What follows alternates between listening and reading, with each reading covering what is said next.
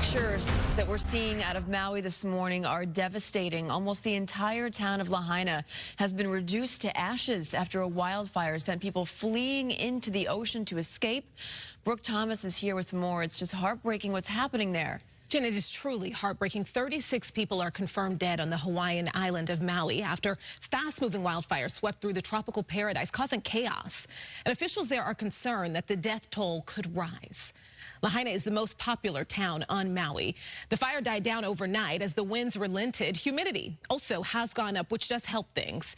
You know, when the fires first started Tuesday, Maui was a tinderbox.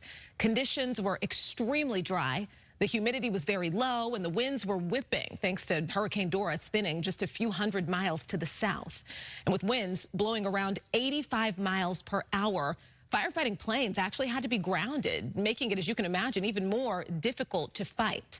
Communities have been absolutely decimated, block after block in Lahaina. Buildings burnt to the ground, homes, businesses. Some people even had to jump into the ocean to escape the flames.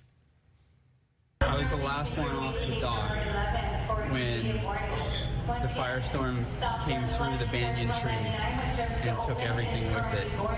And I just ran out to the beach and I ran south and I just helped everybody I could along the way. You gotta know when you can. More than 270 structures have been damaged or destroyed, and thousands of people have been forced to flee.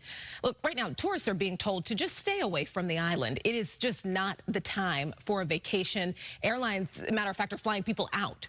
So far, 11,000 tourists have been flown off the island. Back to you, Melvin and Jen. All right.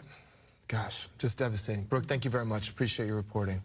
All right, next this one, everybody. With those fires raging out of control, officials, as Brooke just mentioned, are asking tourists in Maui to leave. Travelers have been making their way back to Southern California.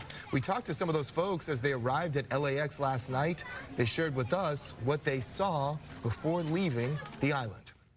It was like really scary, and just like thinking about our friends are still on the island. So we've been out with power since Tuesday, all day Tuesday.